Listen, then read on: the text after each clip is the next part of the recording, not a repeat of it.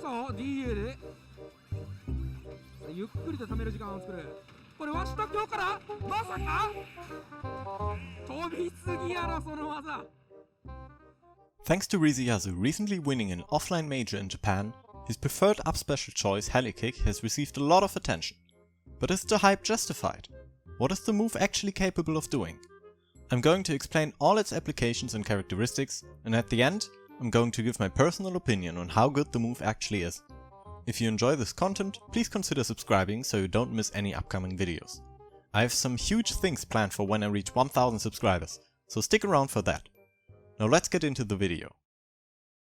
Helikick comes out frame 8, does 17% in the air and 18.9% on the ground. The grounded version, however, does have significantly less kill power. A very unique property of Helikick is that depending on which direction you hold during the last kick, the launch angle will change. You have three options: hold straight out, hold straight in, and don't hold anywhere. Due to the launch angle, holding straight out will pretty much always kill earlier than the other two, except for potentially on the top platform of Battlefield and Yoshi's. The best way to kill with Helikick is to combo into it out of Brawler's common combo starters.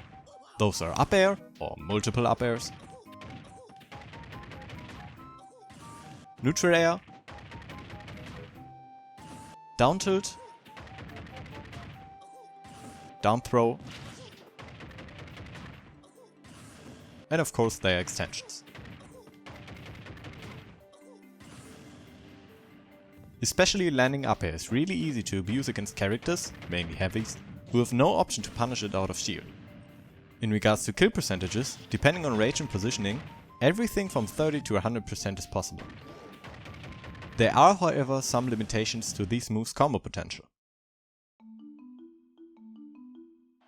First, Helikick only comes out frame 8, so the timing is strict compared to moves like Thrapper. Second, correct DI on the best combo starters, down throw and down tilt, makes comboing into it either very difficult or straight up impossible. For example, in the famous clip of Rizeasu killing T at 45%, T not only didn't DI the down tilt correctly, but it still wasn't a true combo. So especially for down tilt as combo starter, you rely on the opponent's inability to react in time and get the right DI. This is a really important point. Almost every down tilt Helikick kill in Rizeasu's sets could have been avoided with the right DI. In some situations, it's kind of a 50-50 between down tilt Helikick and just a straightforward smash, so be aware of your opponent DIing out in these situations. For down throw, things also get a little difficult. The percentage window here is already pretty small, of course growing larger the closer you are to ledge, but due to strict timing you might have to read their DI on your throw. You also need to consider your opponent's escape options. Against Marth with his frame 1 invincibility on up B, the kill window with optimal DI lies around 50 to 70% without rage, and 30 to 45% with max rage. On heavies with frame 4 air dodges, the combo will be much more accessible. In any case, if your opponent chooses to DI out, you most likely have to run for a short while, then jump and double jump while keeping your momentum to the right. On DI in, you have to jump backwards, then jump towards them Helikick for it to be true. And on no DI, simply jump, double jump right towards them. As I said earlier, the grounded version of Helikick is weaker than the aerial one. You can still use it as a viable out of shield option though, especially at ledge. Not only can you react to neutral get up and get up attack, you can also 2-frame with down tilt into Helikick. But be warned, it is still 2 frames slower than neutral air and is very unsafe compared to it. If you miss it, you might be in a lot of trouble. Up smash comes out the same frame, so if the opponent lands in front of you, it will usually be the better kill option at high percent. One property I didn't mention yet is that Brawler's legs are fully intangible during the kicks. So contesting certain moves and disjoints is actually possible if you space it correctly. But don't forget your head and upper body are still fully exposed, especially when recovering. Speaking of recovery, Helikick's vertical distance is really bad. When recovering from far away, it is usually best to feint jump a short distance and then try utilizing Helikick's full horizontal movement. Alternatively, you don't use it at all. That way, even if you get knocked out of it or even spiked, you at least still have your double jump.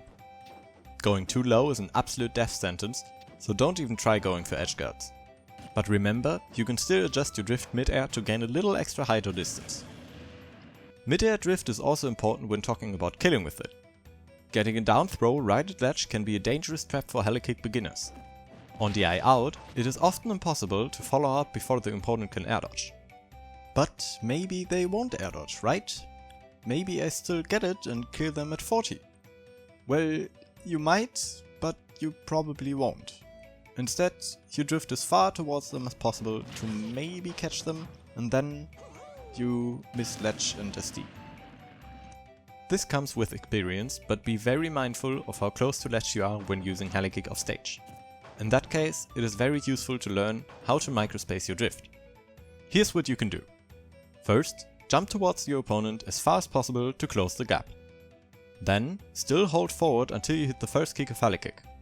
As soon as you've done that, instantly hold back to not go further off stage. Then, only for the last hit, hold toward the blast zone again. This method ensures that you don't go too far off stage and get back to ledge, but also that you benefit of maximum kill power. Of course, this was only an example situation. If your opponent is last stock and you are sure to kill, you can just go all out and drag them closer to the blast zone as much as possible. But knowing your limits and how to change them is important if you want to master this move. Even on stage, mixing up your drift and force speed is important in terms of safety, in case you missed it. Experiment in training mode how far you can go and how much you can mix up your drift. Now that we've talked about all its applications, the question is the move actually optimal on top level? The answer is maybe, but probably not. Let me explain.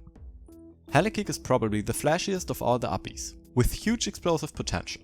A completely lost set can be turned around in a split second, just like Rizeasu did. So is it Brawler's version of a warrior waft? Definitely not. At least not on top level. Theory and practice often clash with one another, especially in Smash. And when playing on Wi-Fi, playing against mid-level players and seeing flashy clips of top-level comebacks might make you think that the move is busted. The facts unfortunately say otherwise. As a huge Brawler enthusiast, of course I watched all of Rizeasu's sets against top players T, Kuro, Persidiman and Kome. In all those matches, Rizeasu used Helikick to kill exactly 5 times. 5 times in 35 stocks. That is 1 every 7 stocks. Apart from recovery, he also only used the move 8 times, 5 of those against Persidiman, 2 of which killed in game 1 because he didn't DI down to the right. So after that game 1, he got 3 kills in 32 stocks with Helikick, about once every 11 stocks. As you can imagine, that is not a lot. Not even close compared to how many kills Warrior gets with Waft. So don't believe the hype around it is quite justified, when an up air smash could have literally done the exact same. Or neutral air SAK. Or down tilt up air thrapper.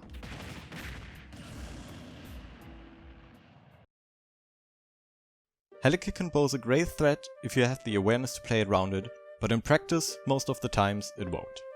And that's where its utility is already at its end, while the other uppies offer much more flexibility. As soon as people learn how to DI and avoid Brawler's combo starters at those specific percents, the move will gradually drop in viability. On the other hand, it is way harder to avoid SAKs and Thrapper's combos, setups and neutral applications.